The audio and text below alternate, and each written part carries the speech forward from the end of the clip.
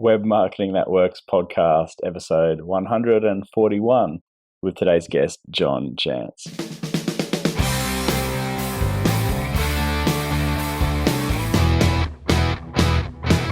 Welcome to the Web Marketing That Works podcast. Come behind the scenes of real-life marketing experiments and listen in as amazing guests confess the truth about what really works. Now, here are your hosts, Adam Franklin and Toby Jenkins. Hey folks, it's Adam Franklin from the Web Marketing That Works podcast. Thanks for tuning in today. This is the show for people like you and like me who love marketing on the web. We're going to take you behind the scenes of real-life marketing experiments. We'll look at the good, the bad, and the ugly, and confess what fails and reveal the truth about what really works.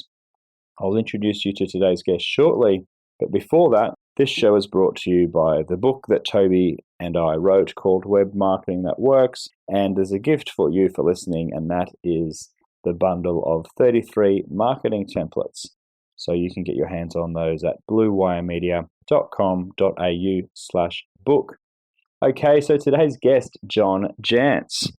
He is one of the guys that's had a huge impact on both Toby and me at Blue Wire. He's been around for a long time, certainly as long as Toby and I have been in this marketing adventure. And one of his early books was called Duct Tape Marketing. And he's subsequently gone on to write 5 more. In fact, I've read most of them. I think there's maybe one I haven't read, but there's the Referral Engine, there's Duct Tape Selling, there's the Commitment Engine, and now he's written a book called SEO for Growth. Now, John, I've actually had the pleasure of meeting over at a conference in San Diego last year, and we're both part of an online mastermind group, which is a real honor to have somebody like him that I can ask questions of, and that's exactly what I did in today's show. He's a wealth of information, and on a topic that I particularly like. I like implementing SEO, I like teaching SEO, because oftentimes people can be really daunted and overwhelmed by exactly what they need to do. But oftentimes it isn't as complex as it sounds. It just takes, a bit of effort, and it's a long-term play. But SEO is one of those super, super powerful and often sometimes hidden assets of a business, because once you start to rank for a phrase, it can send you traffic for months and years to come. And that's something that John's been able to achieve. And so look, with that introduction, I think we head over to the show and we hear it from the horse's mouth. The author of SEO for Growth, John Jantsch. My name's Adam Franklin, and on the line I've got John Jantsch. How are you, John? I am great. Thanks for having me on. It's a real pleasure, because I've read many of your books over the years, and of course had the pleasure of meeting you briefly in San Diego a few years back. And yeah. Your books to date have been, very, very informative to me. And you've got a new one out, and it's on a topic that I'm particularly interested in, and that is SEO. It's called SEO for Growth, the ultimate guide for marketers, web designers, and entrepreneurs. What inspired this particular book, John? Well, I think that the biggest thing is really how I've seen SEO change over the years. I mean, it went from, or has gone from, maybe in my original book, it was all about a way to get traffic, a way to get seen, a way to have your content, rise above, your competitors. I think we're at a point, and we intentionally use the word growth. We're at a point where SEO has really become a strategic component, and as is growth, a strategic component. And that I think we have to think about SEO not as some sort of tactic or even channel, but really as a way to inform our overall marketing strategy. Some of the principles and practices that have been long the purview of SEO folks now, I think, have to really come into every marketer's toolbox. This idea of doing keyword research, not just to rank your pages, but so that you can actually drill down on who your ideal customer is a little better. So you can actually figure out what their intent is when they're out there. So you can actually kind of map what their journey is and how they find information. And I think that's all the tools and some of the practices that were developed mainly for SEO now, I think have really come into that realm of really being a research, a planning component. And so that's really what inspired me to write this. Obviously, the book is filled with the very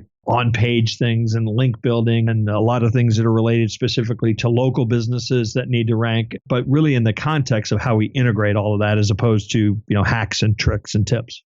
And you're finding these days it's much more the business owner's responsibility to look after this stuff more so than the outsourced SEO company, or is it a partnership type thing going on? Well, here's the tough thing. One of the real challenges, especially with small businesses, is that this idea of buying all the parts and pieces up and acting like, social is over here, content's over here, SEO is over here. What happens is particularly if you're going to outside or third party folks that are just coming to you and saying, here's what you need, there's just a lot of disconnect between all that. And I think one of the main points is that it is all so interrelated. If you went out and hired an SEO person and said, do your SEO magic, but you didn't have a content plan that was based on your overarching strategy, they may take your money, but they can't really do much for you. And so that's really, I think, where we are today, that in a lot of ways, SEO is sort of being baked into, certainly baked into content strategy. One of the industries that we take a little bit to task is web designers in this book, because, web design, our websites are not brochures. They're meant to be marketing tools. And so web designers today, I think, have to understand how to create marketing activated websites that are very much built so that they can not only be search engine friendly, but so that they can bake a search engine strategy into the overarching, architecture and design of the site. So let's talk about this, this early stage of getting your website built and working with web designers. What are these types of things that need to be baked in from the early days? Well, I think the first and foremost, what's the structure of the site? So, how are we going to optimize the homepage? What's the main thing we want people to find us for? And then how do we architect the underlying pages? And obviously, this is much different for a local business than it might be for, say, a natural concern. But those decisions, I think, have to be made in, after you do keyword research, after you do competitive research, after you decide exactly not only who you want to attract, but where your opportunities are to attract them. So that would actually inform and dictate, maybe the design of the pages, the names of the pages, what the pages are optimized for, and what are the highest level, pages in a web design. So it's not simply a matter of, hey, this stuff really looks good and it's really presented well. It has to be, architect, I think, with SEO in mind. Sure. And in terms of, I guess, the link building side of things, or what I like to refer to it as, I think Rand Fishkin said, relationship building. Yeah. A lot of the time, SEO companies or SEO specialists will advise on building links, but really at the end of the day, it's surely got to come back to the business owner themselves. If they're the ones that have those relationships with vendors and people within the industry, whether they're bloggers or journalists, surely it'd be a lot easier for a business owner to get those backlinks than it would be an SEO partner or an internal SEO person? Well, I actually think it's kind of a collaboration. There's certainly what I like to think of, and I talk about link building now as really being networking. And Rand's point about, relationship building, very much so. And so in a lot of ways, the business owner probably has strategic partners, has clients that they could link to and link back to. And they belong to their local chamber and they could get a link there. So those types of kind of normal networking opportunities exist for the business owner. Certainly the content that they share, maybe those people share their content. Maybe they reach out and do guest posts. So those are all the very natural, organic ways to build links. But there's still a place particularly for researching opportunities. For example, I love using a tool called BuzzSumo that, we will find content that say we want to write or that our client, should be writing around themes, and we'll find, whose content that is very similar to that gets shared a lot. Maybe our competitors. We'll put in our competitors into BuzzSumo and we'll find out who is sharing their content, who's linking to their content. And in some cases, that may present some opportunities of people that would love to link to our content if they knew about it, because they link to that kind of content or they share that, those topics. So I think there's still a good place for that kind of natural, relevant outreach, but certainly the networking component that a typical business owner or marketer can do is what really makes it work. Okay. Yeah, BuzzSumo is an awesome tool. How about other tools that you recommend? Because I know there's one that I particularly like called keywordtool.io. Yeah. Are there other ones like that? Love Keyword. love keywordtool.io. And my main reason I love that one is because it not only helps you understand related searches and relevant searches to your terms, but it also presents a list of questions that are related to your search phrases. And I love questions because I think it's pretty easy to figure out what somebody's intent is when they ask a question. And so a lot of times just answering those questions is a really simple way to figure out what content to write. So I love Keyword.io. I'll tell you, and I've been sharing this, and I have to give Brian Dean at Backlinko, credit for teaching me about this, but Wikipedia has actually become a great resource for me. So if we are, let's say we're working within, I'm a marketing consultant, so we have clients that, like you, that, say an orthodontist. Well, I don't know that much about braces or, the whole industry itself. But guess what? I turned to Wikipedia and there's a whole table of contents of, some great topics and categories and themes related to that industry. So it's a great way to learn about, I think some real niche opportunities in pretty much any industry. Some of the other ones that I'm sure are familiar to you and familiar to your listeners, but Ahrefs is one of my favorites now for doing a lot of tracking of your keywords and building backlink profiles of your own and of your competitors. I love Rival IQ, which is simply a competitive research tool. But probably the thing I like about it the most is, again, when we are either pitching clients or when we're trying to demonstrate to clients why they need to do X, Y, and Z that we recommended, it allows us to build a really a pretty deck, basically pitch deck on, here's where your competitors are beating you in SEO. Here's how they're getting far more engagement on Facebook than you are. And so it kind of brings it all in a nice, pretty package. So it's a tool that we use a lot of times to help sell somebody, but it's also a tool to help kind of reinforce our points when we're saying, no, you need to invest in, this particular approach. It helps us make a case for it. Awesome. So when you're thinking about, say, a website that's been built and, there's dozens of pages, maybe hundreds of pages if the blog's been running for a reasonable amount of time, are you of the belief that it's worth just focusing on, say, one or two pages and really sort of optimizing them like the money pages, or focusing your attention across all of the blog posts? Well, that's one of those questions that you have to use your consultant thing and say it depends. But if we're going in somebody who has an existing website, one of the things we try to do is we try to do keyword research with the goal of identifying 8 to 12 kind of key phrases. And of those 8 to 12, what we try to do is say, okay, our homepage and maybe half a dozen pages, we want them to focus on these really core foundational themes. But then each of those themes is going to have 6 or 8 or 10 sort of sub-themes. And those sub-themes, for me, that's where you're logging content. You're optimizing for those long tail, for those sub-themes, for maybe those keyword phrases you can actually win, but they're all driving back to your core foundational, as you said, money terms.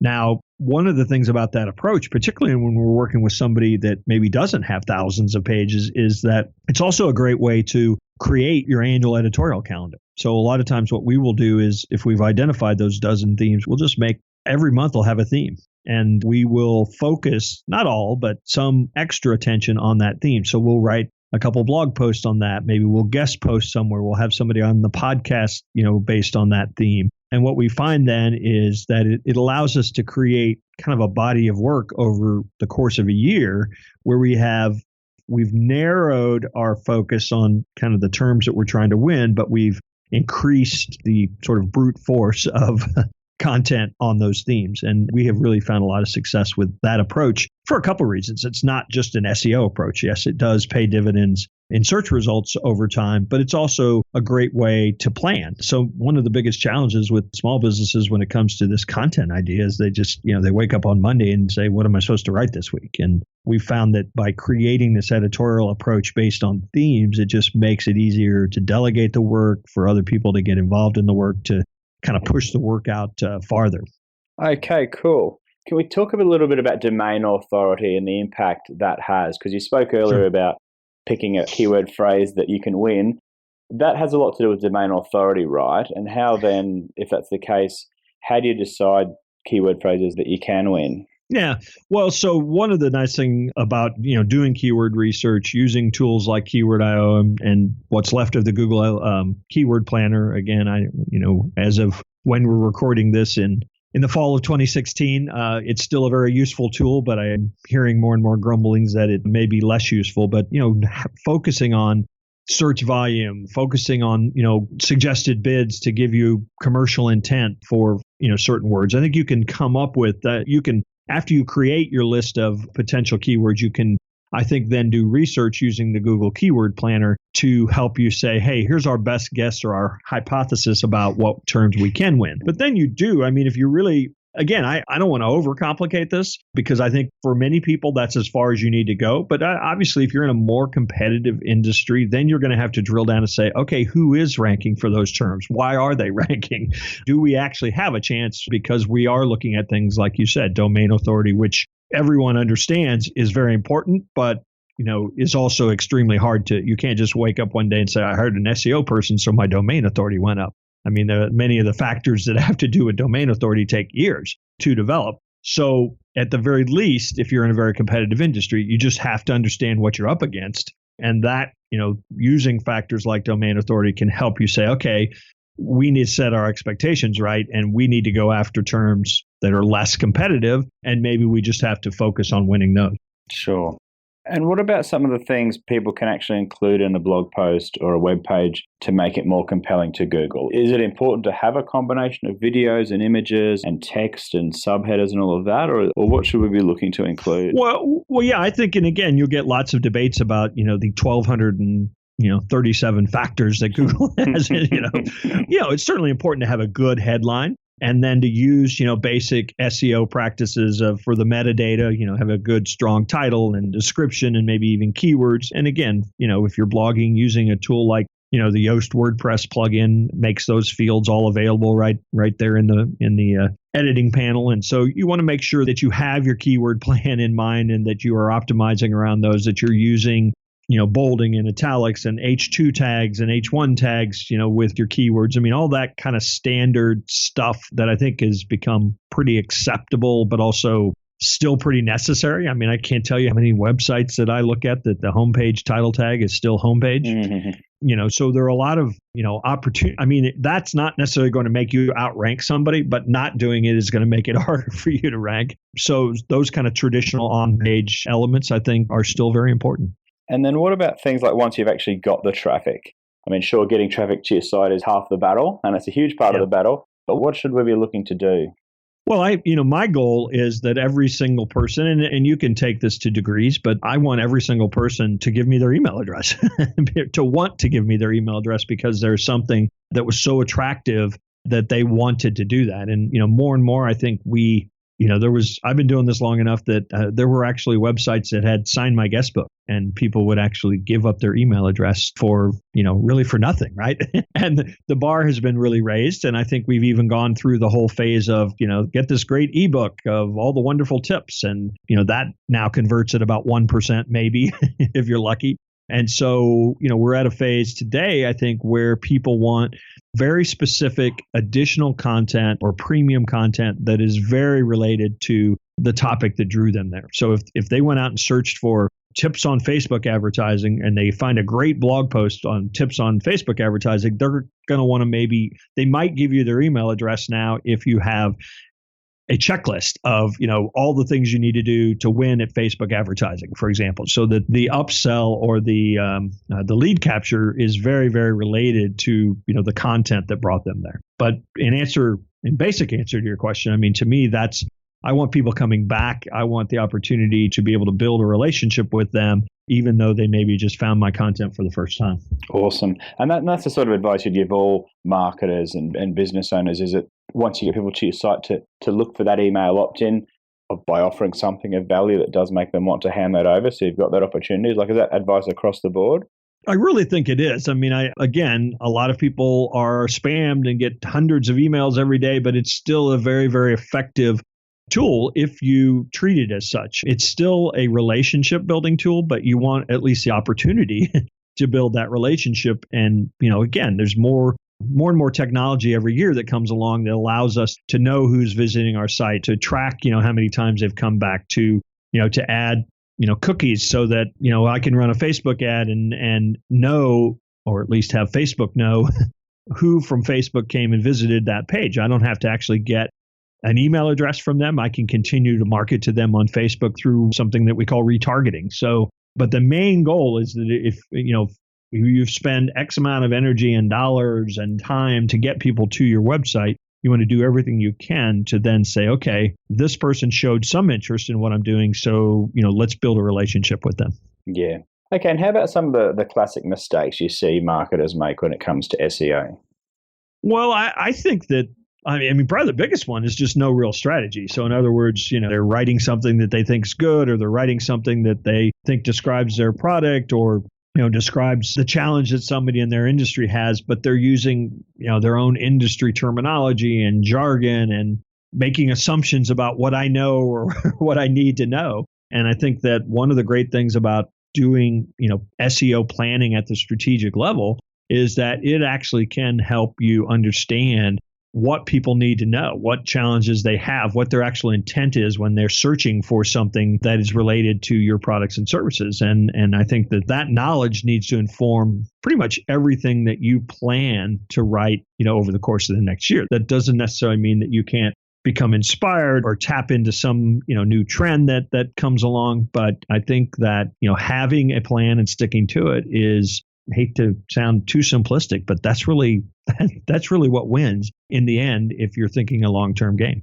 Yeah, and I love the fact that it is a long-term game, because oftentimes anyway, once you get a good ranking on the first page of Google for a compelling keyword phrase, then you're getting, free traffic because you're not paying for it. You've obviously put the time and resources into the early stages of writing the content and researching the content. But once it's there, you can then be ranking for all these phrases and getting traffic and reaping the rewards for months and years down the track, which is why I particularly love SEO. Yeah. And I was did an interview recently with Brian Clark, copy blogger. We were talking about that too. Copy blogger has done such a great job with valuable content. They didn't just do a great job with SEO. They did a great job producing something people wanted to link to, wanted to share.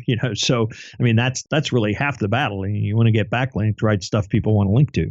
But if they write something and optimize a piece for that phrase, there's about a 90% chance, even in extremely competitive industries, they can be on page one almost immediately for just about any term they want to optimize for. And that's years and years of content, years and years of doing great content, thousands and thousands of hundreds of thousands of backlinks, domain authority probably, through the roof. And you're right. A lot of what great SEO work does combined with great content work is you build an asset that is going to deliver long term. Yeah. Nice one, John. Well, have you got any other closing thoughts or words of wisdom or anything you'd like to get off your chest before we call it a day? Well, I'm terrible at answering that question, and it's one a lot of journalists ask, but I just feel like I kind of get everything off my chest all at one time. I never hold anything back. But as far as, the book itself, we do have a website, seoforgrowth.com, but I'm out there at Duct Tape Marketing, DUCTTAPE marketing.com, and you can pretty much find everything that I'm about there. Fantastic, John. Well, thank you so much for coming on the Web Marketing That Works podcast. I really appreciate it, and that was super insightful. So thanks on behalf of all of our listeners too. My pleasure, Adam. Good day. And that's a wrap for my chat with John Jantsch. I was loving that interview. As you know, you've been listening to the show for a while, or you've seen me at workshops or presentations. I love SEO. It's such a huge potential for so many of our websites and businesses. But because it's often overwhelming and often daunting, we very often neglect it. And the good thing about it is, a little bit of hard work today or tomorrow, it will pay off for months and years to come. So there's some of the stuff that I did back in the day in 2008 or 9, articles that we wrote, pieces of content that we put out, backlinks that we earned that have, gradually increased our traffic and boosted our domain authority. And now we're in a lucky position, or a fortunate position, I should say, where, there's a steady flow of traffic and a steady flow of leads through our website. And you don't necessarily have to blog every day or do much additional stuff. You've got that baseline of traffic and leads, and that's really liberating. Of course, you can always do more and build more backlinks and traffic, but it is actually that. It's an asset that you are building. So John there shared a whole bunch of awesome tips with us. And some of the tools, I'll just recap a few of those tools for you, but keywordtool.io, which is the one I love to use, BuzzSumo, so you can see what type of content is popular and also who the people linking to that content are. Wikipedia, that was a cool revelation there they got from Brian Dean, where you can do a whole bunch of research and find out all the different categories and themes of a certain topic, especially if you are a marketing consultant and have to write about a new topic. Ahrefs for tracking keywords, Rival IQ for competitive research. They're actually Rival IQ is one that I haven't used yet that I will. Yoast is the WordPress plugin where you can actually just get a little sort of green light assessment of whether that post or that page has been optimized appropriately. Basically just meaning that if you've got the right consistent keywords throughout the page. And one other really easy to implement thing that John suggested was just having a monthly theme for each month of the year in your editorial calendar, which makes a whole lot of sense, because sometimes if you look at a blank editorial calendar, you can go, oh man, what am I going to write about? What am I going to do videos on? What am I going to do podcasts on? And it can be a bit overwhelming because there's obviously like 52 weeks or 365 days. But to break it down into monthly themes is great, because then if you've got from my point of view, if you've got a month that's themed SEO, or a month that's themed email marketing, or a month that's themed around Facebook, it makes it very easy then to create, say, a weekly blog post, a couple of podcast interviews, or maybe with guests, or solo shows where you talk about something related to each of those topics. And before long, you can actually have just as a body of work, all linking amongst itself, as well as hopefully getting some backlinks from third-party websites too. So that makes your content calendar a lot easier and less daunting to manage, and also then has a whole bunch of content that Google can find and index and hopefully be sending you good quality traffic for many months and years to come. So if you do want to get the book, SEOforgrowth.com is the URL. I highly recommend getting your hands on that, because if you invest in it now, you'll reap the rewards for a long, long time to come. Okay, so that brings us to the end. If you've got any feedback, I would certainly welcome that. We do try and get guests on that deliver actionable advice. You can drop me an email, adam.franklin@bluewiremedia.com.au. And if you enjoyed the show, and I hope you did, I'd love it if you could just take 60 seconds now to leave us a review and a rating on iTunes or Stitcher. It really does help our visibility, help us get more good quality guests like John on the show. So with that, I will call it a day. You have a fantastic time, and I'll see you for the next show. Cheers.